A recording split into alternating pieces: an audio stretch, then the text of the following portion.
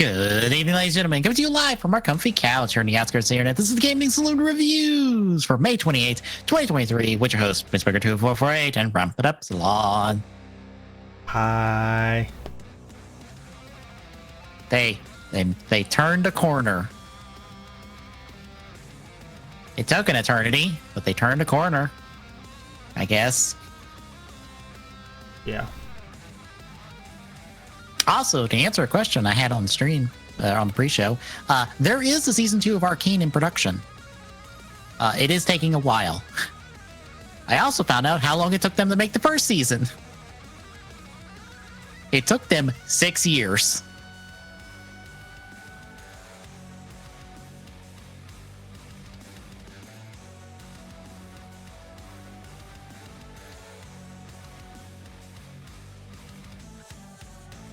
So I guess season 2 is not going to happen for a while.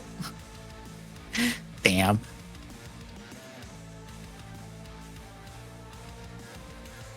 But yeah, we're talking Kamen Rider Black.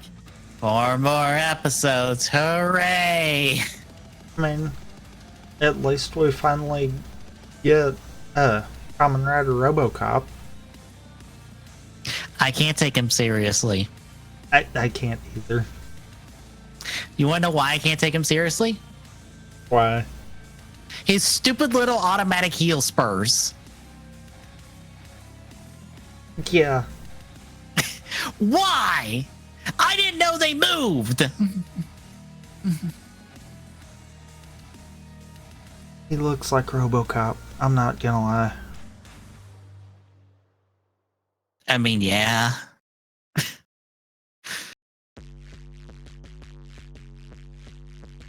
Also, he does a sure whole hell of a lot in his first 2 episodes. Yes, he stands there looking menacing. Like,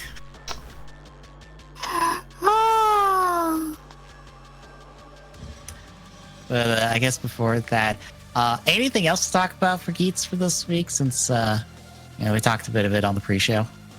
I mean, not really a whole lot. I kind of foresee everything that we, saw Buffa doing, probably gonna get undone kind of deal. Yeah, especially since Nago got hit. I'm just like, Nago's supposed to get another form after Seeker comes back and gets that form.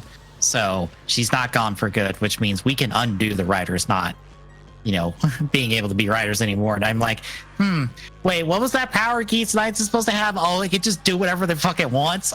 So you can just snap his finger and you bring all the writers back. Or at least the ones that he wants to bring back. Pretty much. Also, I assume the wishes that Kekiro and Baroba made were to give their respective writers their final forms they're getting in the next month or so. Maybe? I believe you can probably read Baroba's because it was on screen enough that you might be able to read it, but I don't think I've seen anyone attempt to translate it.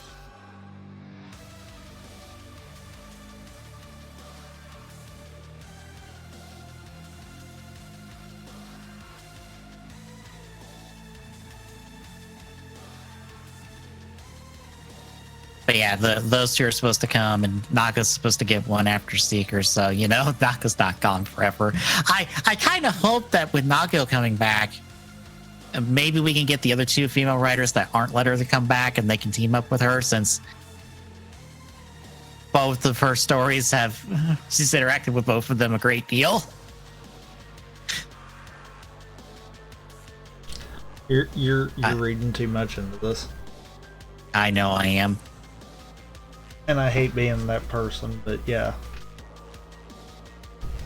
It sucks that we have a show with canonically 4 female writers, and we will probably not get all of them interacting at the same time. Yeah.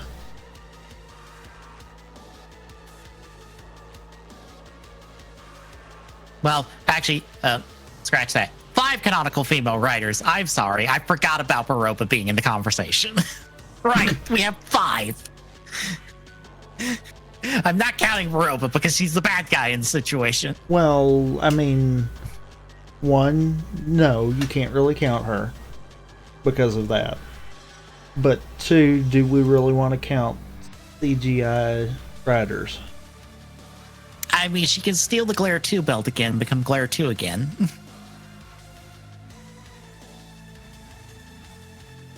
Do we really want to deal with CGI riders? You know what I find funny? Because, by the way, also, because there's a big list of like premium Bandai toys that are supposed to come out, and there is Geet stuff in there. Do you want to guess what's on that list as well, along with the Tycoon thing and the Buffa thing and the Nagu and Seeker things? What? A memorial edition of the Laser Raise Riser with 2 new cards. Do you want to guess what who those 2 cards are for? I'd be willing to bet for probably the 2 sponsors that, have been playing a part. They are for Jin and Baroba. Oh. Okay. I guess I could say that then. Yeah. I just find it hilarious. They're like, here is a fancy special version of the Laser Raise Riser with 2 new cards. And I'm like, I feel like Geets has used that car or used that gun more than the 4 riders who are supposed to use that to transform combined. Yes. Yes, he has. And I assume it's because Jin is the only one with a physical suit, so we have to blow the CG budget on the other 3. And, well, we're not going to do that. And also, Jin's just stopped using it because he just can't get another gun for himself.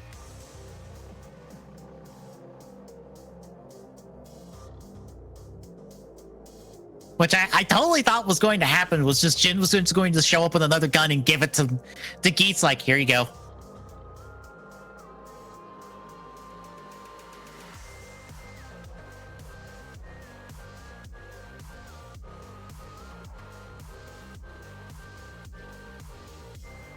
But yeah, that's like the next like 3 months of Geet stuff. It's just like, yeah, it's all coming premium Bandai. Here's all the fancy stuff that's coming. Which means that tells you how the show's going to go in the next like 3 months. I've got nothing else for Geets. I mean, same. So let's talk Kamen Rider Black. It's episode 33, The River of a Father and Child's Love. I am very confused at a point in this episode, but we'll get there. So, we start the episode with a dad wanting his son to release a fish back into the wild that they've been raising. But the son doesn't want to do that because he can't walk and he's in a wheelchair. Question? Mm-hmm.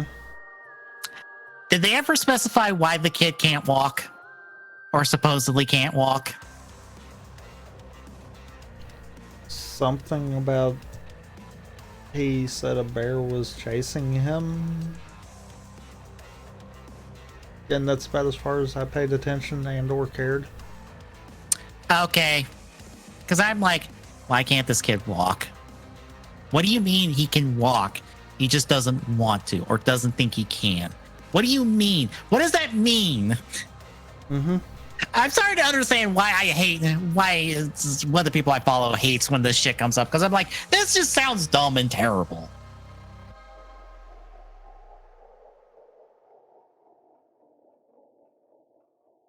So yeah, that's the plot for the week. Hooray. Meanwhile, a fish monster is attacking people at a river because humanity exploits rivers because of environmental stuff, I guess. That stops mattering after the one scene it's brought up in, so.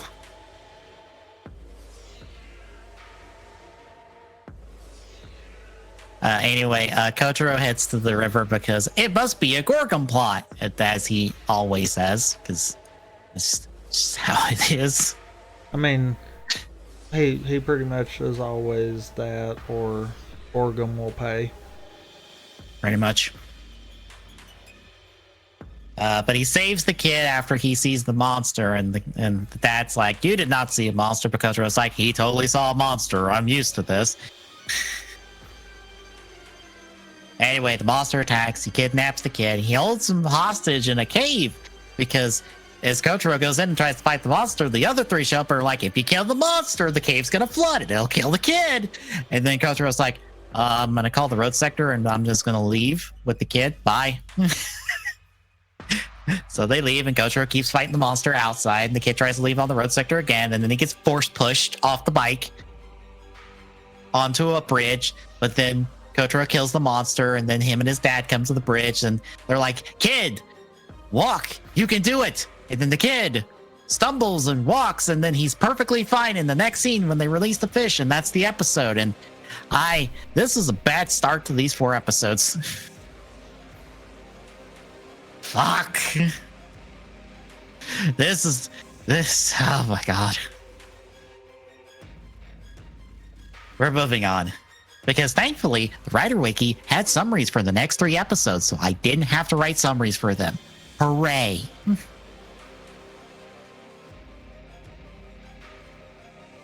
Also, they sum up these episodes real fast. I think I could do a little bit faster job, but still. But episode 34, Revival, Hell Prince. The Gorgon priests have kidnapped Kyoko because they're going to do the thing they did in the previous episode where they're going to use her life force to revive Shadow Moon. Bilgania's like, I don't like that. And so he goes to where the Century King's like, hey, I'm giving my big fancy sword here. Come get it if you can. And he goes and gets the big fancy sword. That is the Satan Saber. Because why did he let him get the sword?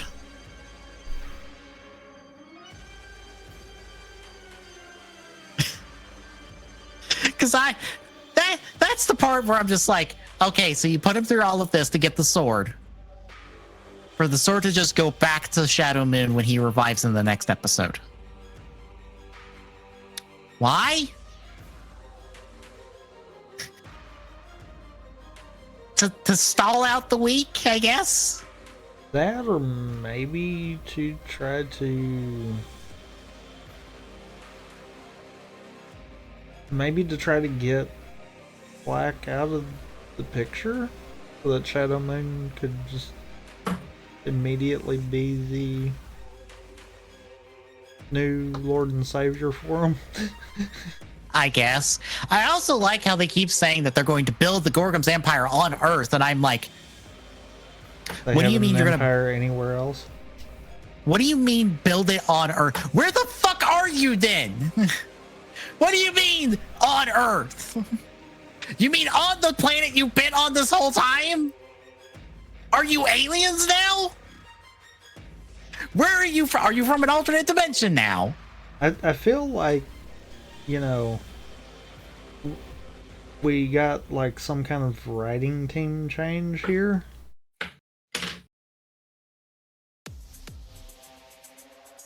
And I say that for 2 reasons. One, it actually feels like, you know, the last 3 of this batch actually was written more cohesively.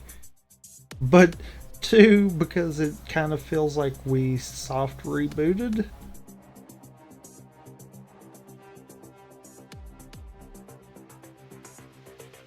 No. It's the same writer all the way through?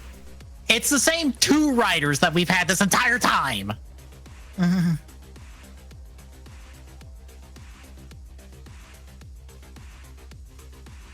It's going to continue to be the same rotation of writers we've had this entire time. So no, nothing has changed.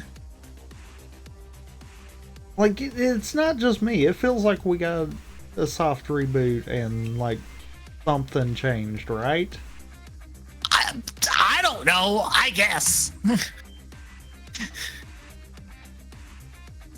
It feels like these 3 at least flow a little better. I think it's because it's the first actual 3-parter we've had in this entire fucking show. Well, 2.5-parter. Yes. It is the first multi-parter we've had in this entire show. We have had not had a multi-parter till now. It's all been one-off episodes.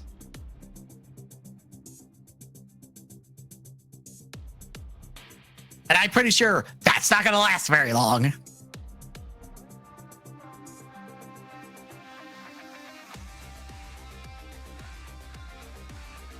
Anyway, Bilgania gets the Satan Saber, and then he shows up to where Kyoko's having her life force drain, and is like, fuck this bullshit. I'm taking her, and I'm going to go use her to bring out Black so I can go murder him. Bye! So now the Gorgon priests get attacked by Century King, or the Creation King, for doing a bad job, and are like, you must sacrifice your stones to revive Shadow Moon now, because if they give Shadow Moon their stones, they'll die. Surprise, folks, they're not dead. Instead, they get a power-up. Because of almost dying. Are they Saiyans? Is this how this works? They're Saiyans, right? They almost died, and now they get a power boost. I mean, not wrong.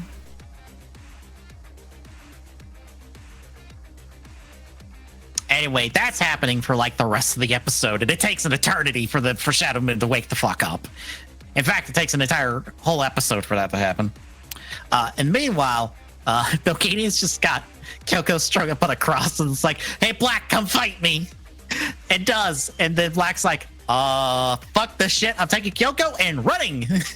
And he fucks off with her, only to get to a cliff. And then Bilgania fucking slashes him and sends them both off the cliff. And that's the end of the episode. It's a cliffhanger, folks, for the first time in this fucking show. It's a literal cliffhanger. Yes. Which takes us to episode 35, Showdown, Two Princes. Guess what, folks? That's a lie. So Kotaro gets knocked unconscious in the fall. Kyoko has to drag him into this cave that's in the cliffs. The transformation gets reversed, so she finds out that Kotaro is Kamen Rider Black, and through dialogue we find out that she knew the whole time. She just didn't want to talk about it. So that means the other girl didn't know outright, which I feel like is a contradiction, but I don't care anymore. It totally is. We played this game for so fucking long in the original series. I don't care if they know or not. I just want them to do something important. Please do something of value, the two of you, because you've done nothing all season besides get kidnapped several times for the both of you.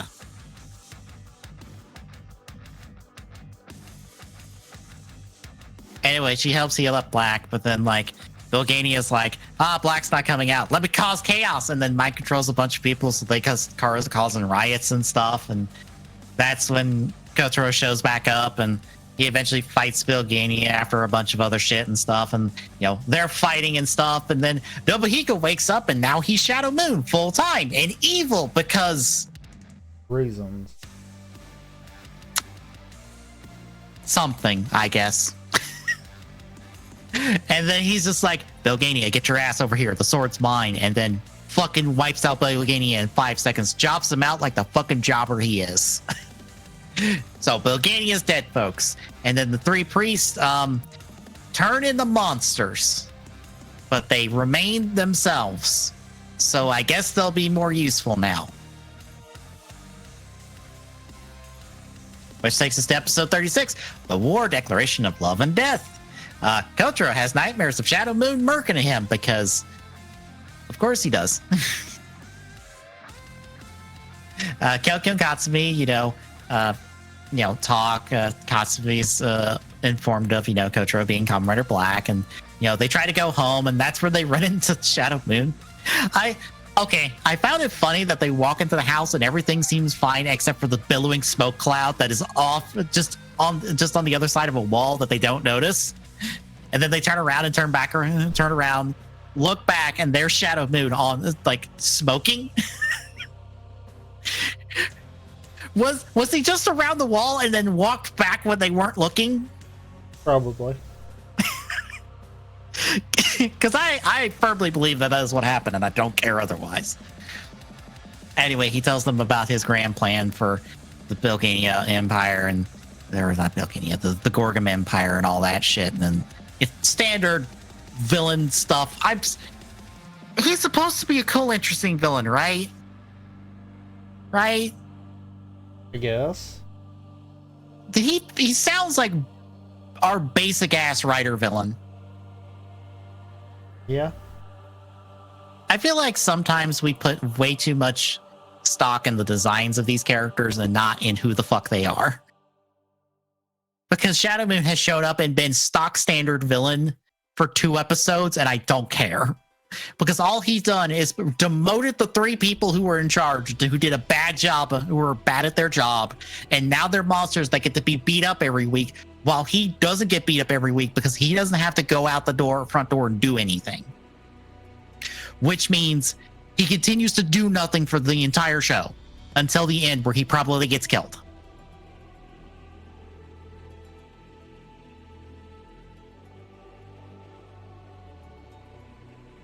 I feel like that's what's going to happen in this show, and I'm going to be very upset by the end.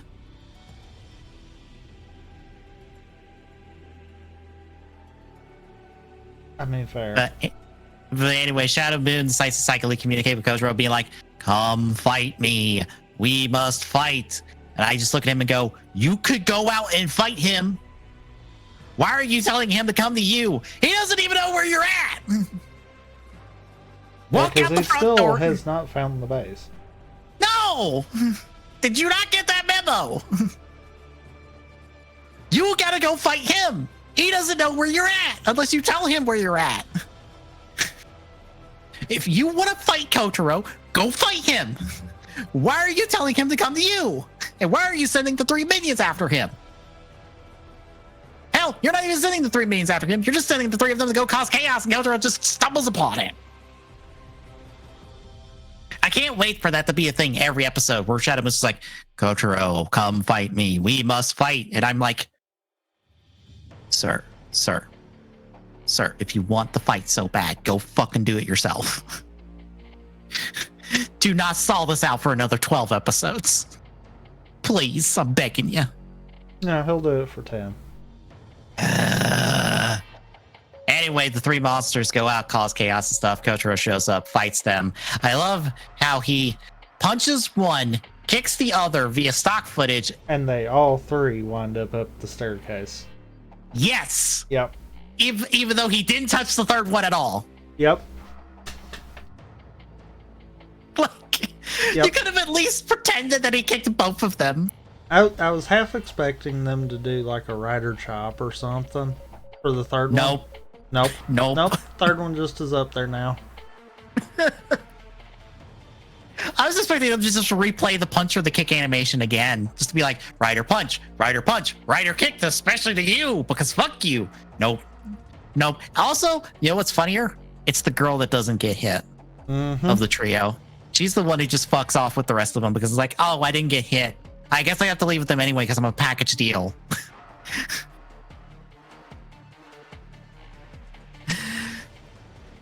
But yeah, they get driven off and Kotaro saves the day, but oh no, Black Sun, Shadow Moon's out there, and then bad things are gonna happen now. Things have escalated. Are we sure? Because it feels like we've just traded people in charge. I also love how Bilgania didn't even get to be really defeated by Black at all. He just fucked off in the middle of a fight.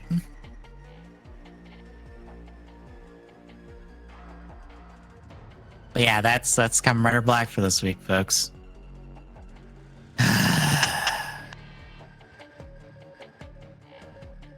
The only benefit the show has over the original series is that it's shorter than the original series. And that is not a compliment at this point. Fair.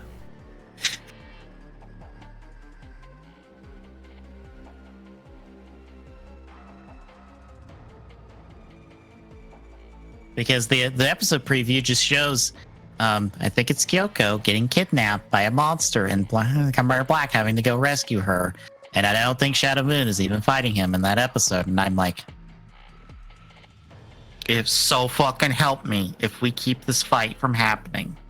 And they don't even attempt to fight for several episodes. I am downgrading this show below the original series out of pure spite. Because it's the one fight that has been the crux of this entire show. And now it's like, oh, it's going to happen. It's going to happen. And you're going to do that for like 10 episodes. And I'm just, I don't care. It is too little, too goddamn late.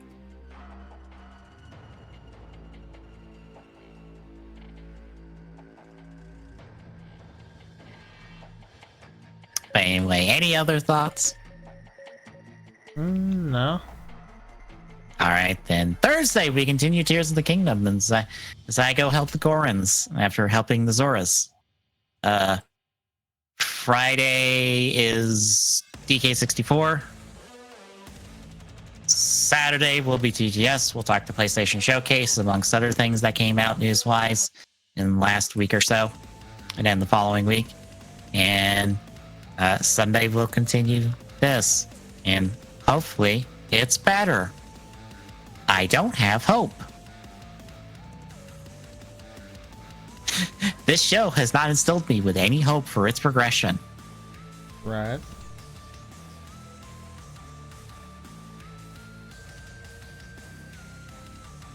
Anyway, folks, if you like what you're seeing, drop a follow. Really appreciate chipping away that feel like you'll at Jesus on Twitter gets you updates so we go live. Exclamation point, Discord, and chat. Gets this link. Drop by, say hi.